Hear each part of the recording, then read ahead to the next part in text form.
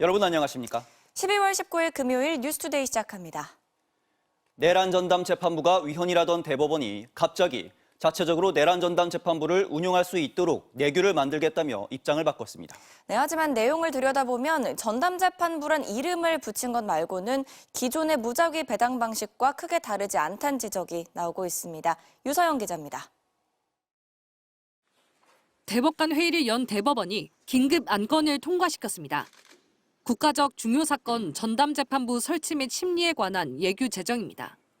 국가적 중요 사건의 범위는 형법상 내란과 외환죄, 군 형법상 반란죄, 기계는 1심 재판이 1년 동안 진행되고 있는 내란 사건에 2심을 전담할 재판부를 만들겠다는 취지입니다. 예규가 제정되면 앞으로 12.3 비상계엄 관련 사건의 항소심을 맡을 서울고등법원은 내란, 외환, 반란 사건만 전담하는 재판부를 설치할 수 있게 됩니다. 그렇지만 대법원은 초기 배당은 기존 방식과 같이 무작위로 진행되도록 정했습니다.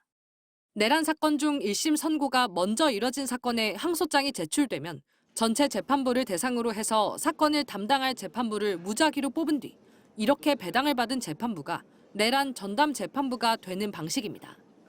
해당 재판부가 담당 사건에 집중할 수 있도록 원래 맡고 있던 사건들은 다른 곳으로 재배당하기로 했지만 예외가 가능하게 해 역시 기존 방식과 크게 다르지 않습니다. 예규가 필요하다고 대법원에 요구해온 서울고법도 후속 조치 준비에 들어갔습니다. 내란 전담 재판부 운용에 대비해 형사부를 2곳 이상 늘리고 내년 초 정기 인사 때 법관도 추가로 배정받을 예정입니다. 전담 재판부 예규는 행정예고를 거쳐 늦어도 다음 달 중 시행될 전망입니다. 한덕수 전 국무총리의 내란 혐의 재판이 가장 먼저 1심 선고가 잡혀 있기 때문에 이 사건의 항소심을 배당받는 재판부가 내란 전담 재판부가 될 가능성이 높습니다. MBC 뉴스 유상입니다. 대법원은 이런 자구책을 내란 전담 재판부 설치법이 다음 주 국회 처리가 유력해지자 갑자기 내놨습니다. 그래서 민주당은 지금까지 이런 최소한의 조치도 안 한 사법부를 믿을 수 없다면서 법안을 다음 주에 그대로 처리하겠다고 예고했습니다. 김상훈 기자입니다. 더불어민주당은 가장 먼저 대법원의 예규 발표 시점을 문제 삼았습니다. 국회가 관련법 처리를 목전에 둔 시점에 기습적으로 예규를 내놨다는 건데 대법원이 국회의 입법권과 국민을 무시하는 처사라고 강하게 비판했습니다.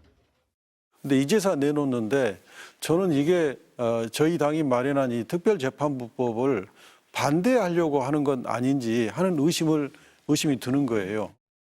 특히 이럴 거면 왜 지금까지 위헌적이라고 반대했냐며 민주당의 법안에 아무런 문제가 없다는 걸 대법원이 확인시켜줬다고 강조했습니다. 그러면서 내란 전담 재판부 설치 법안을 예정대로 다음 주 본회의에서 처리하겠다는 점도 분명히 했습니다. 대법원 예규는 사법부가 언제든 바꾸거나 없앨 수 있기 때문에 국회가 법률로 제정해야 한다는 겁니다. 법여건에서도 사실상 내란 재판부의 위헌 시비는 모두 사라진 것이다. 너무 늦어 아쉽지만 환영한다는 평가가 나왔습니다.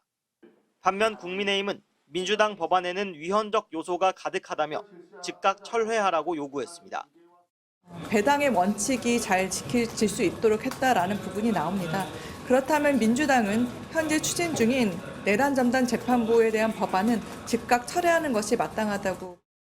민주당은 오는 22일 예정된 본회의에서 정보통신망법과 함께 내란 전담 재판부 설치법을 처리할 계획인데 국민의힘이 두 법에 대해 필리버스터를 할 경우 24일쯤 내란 재판부법이 본회의를 통과할 걸로 보입니다. MBC 뉴스 김상훈입니다. 전재수 전 해양수산부 장관이 오늘 피의자 신분으로 경찰 조사를 받습니다. 통일교로부터 금품을 받은 걸로 지목된 정치인 중 경찰 조사를 받는 건 전 장관이 처음입니다. 김지인 기자입니다. 경찰이 통일교 금품 수수 의혹의 중심에 선 전재수 전 해양수산부 장관에게 오늘 오전 10시 출석해 조사를 받으라고 통보했습니다. 뇌물수수와 정치자금법 위반 혐의 피의자 신분입니다. 전 장관은 지난 2018년 통일교 측으로부터 현금 2천만 원과 1,000만 원 상당의 고가 시계를 받은 혐의를 받습니다. 지난 15일 경찰은 전 의원의 집과 국회의원 사무실 등에 대한 대대적인 압수수색을 벌였지만 시계는 확보하지 못했습니다. 전 장관은 SNS에 차라리 현금 200억 원과 시계 100점을 받았다고 하라며 2천만 원과 시계 한 점을 받고 부산의 미래를 팔아먹겠느냐고 혐의를 부인했습니다. 금품 대가로 경찰이 지목한 한일 해저터널에 대해서도 부산의 미래를 팔아먹는 것이라는 정치적 신념으로 일관되고 강력하게 반대해왔다고도 했습니다. 통일교가 2019년 11월 전 전 장관이 쓴 책 500권, 1,000만 원어치를 대량 구매했다는 의혹도 반박했습니다. 전 전 장관은 해당 도서는 출판사를 통해 정상 구매됐고 세금 계산서도 발급됐다며 어떠한 불법적인 금품 수수도 없었다고 거듭 주장했습니다. 또 다른 금품 수수 혐의 피의자인 임종성 전 더불어민주당 의원도 재차 혐의를 부인했습니다. 저는 사실 진짜 윤용호 씨를 잘 몰라요. 청년궁에서 뭐 시계랑 현금 수수했다 이런. 아니요, 전혀 없어요. 저는 시계를 안 차요, 아예. 임 전 의원은 통일교 세계평화 국회의원 연합 IAPP의 한국 의장을 맡았다는 의혹에 대해서도 세계적인 의원 연맹이란 권유를 받았을 뿐 의장을 맡은 사실도 몰랐다고 해명했습니다. 전 전 장관 조사는 특별수사팀 출범 9일 만입니다. 속도가 이례적으로 빠릅니다. 정치자금법 위반 혐의가 적용된다면 올해 안에 공소시효가 끝날 수 있어 경찰이 속도를 내고 있다는 분석이 나옵니다. MBC 뉴스 김지인입니다. 쿠팡 개인정보 유출 사태 이후 이를 악용한 피싱 범죄 우려가 커졌는데요. 실제로 현금을 1,000만 원 넘게 송금한 피해자가 처음으로 확인됐습니다. 금융감독원은 이에 소비자 경보를 상향 조정했습니다. 남효정 기자가 보도합니다. 최근 한 30대 여성은 법원이라면서 걸려온 전화 한 통을 받았습니다. 피싱범이라고 의심하기 어려운 평범한 말투로 계좌가 범죄에 이용됐다며 법원에 와서 공문을 확인하라고 했습니다. 쿠팡에서 불법적인 세탁 용도로 사용이 기록된 기록이 확인돼가지고 저 혹시 방문 수령 가능하실까요? 직접은 못 간다고 하자 인터넷으로 조회할 수 있는 사이트 주소를 불러줍니다. 소문자로 M 왼쪽 하단에 나의 사건 조회 보이실 거예요. 접속하기 직전 낌새가 이상해 전화를 끊어버렸습니다. 곧바로 경찰에 신고하고 보니 역시나 보이스피싱이었습니다. 나한테 돈 있는 것도 아닌데 유출돼서 뭐 할 게 있나 이런 생각만 했었는데 막상 그 전화 받으니까 이렇게 진짜 당할 수도 있겠다고. 실제로 돈을 뜯긴 피해 사례도 나왔습니다. 한 20대 청년은 검찰청을 사칭한 전화를 받고 1,100만 원을 피싱범에게 송금했습니다. 검찰 사칭범은 쿠팡에서 유출된 개인정보로 대포통장이 개설됐다며 피해자를 궁지로 몰았고 뒤이어 변호사 사칭범이 연락해 명의도용을 당한 피해자임을 입증하려면 계좌에 있는 돈을 모두 보내라고 독촉했습니다. 범죄 혐의를 살펴본 뒤 돈은 그대로 돌려주겠다고 한 건데 여기에 속은 겁니다. 보이스피싱범들은 쿠팡에서 개인정보가 유출돼 2차 피해를 당할까 봐 우려하는 소비자들의 심리를 교묘하게 이용하고 있습니다. 정부기관을 사칭해 쿠팡 관련한 연락이나 공문을 수신했는지 묻고 범죄에 연루됐다고 속여 피싱 사이트에 접속하게 만듭니다. 피해 보상을 도와주겠다며 특정 사이트에 접속하도록 하고 쿠팡에서 유출된 개인정보를 나열한 뒤 똑같은 해킹 사건이 일어났다며 메신저 대화를 유도하는 스미싱 문자들도 기승입니다. 금감원은 소비자 경보 등급을 주의에서 경고로 올리고 소비자들에게 각별한 주의를 당부했습니다. MBC 뉴스 남효정입니다. 네, 최근 지지율 하락으로 위기에 빠진 트럼프 미국 대통령이 경제 성과를 내세우며 민심 달래기에 나섰습니다. 전임 바이든 정부가 망친 경제를 자신이 되살렸다며 최대 규모의 세금 환급을 예고했습니다. 로스앤젤레스 박윤수 특파원의 보도입니다.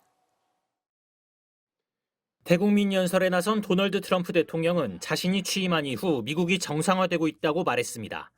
그중에서도 경제 문제가 해결되고 있다는 주장에 상당 시간을 할애했습니다. 48년 만에 최악의 수준이던 고물가 문제를 전임 바이든 행정부 탓으로 돌리면서 자신이 관세 정책을 통해 사상 최대 규모의 투자를 유치했다는 점을 강조했습니다. Everything at levels never seen before. I am bringing those high prices down and bringing them down very fast. 그러면서 올해 도입한 감세 정책 덕분에 내년엔 사상 최대 규모의 세금 환급이 가능할 것이라고 예고했습니다. 장병 145만 명에게 1인당 약 260만 원씩 배당금을 주고 미국 가정에도 연간 2천만 원 안팎을 환급해 주겠다는 겁니다.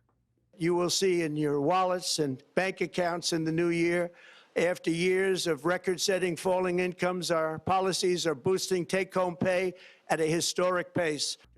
트럼프의 이런 메시지는 최근 국정 지지도가 30%대로 하락한 가운데 나왔습니다. 임금 상승과 감세, 금리 인하를 통해 앞으로 경제 여건이 나아질 것이라는 전망을 제시하며 내년 중간 선거를 앞두고 유권자들의 민심을 되돌려보려는 의도로 풀이됩니다. 백악관도 지난달 미국 소비자 물가지수가 2.7%로 상승률이 둔화세를 보인 것으로 발표되자 바이든이 초래한 인플레이션 위기와 극명한 대비라고 성과를 부각했습니다.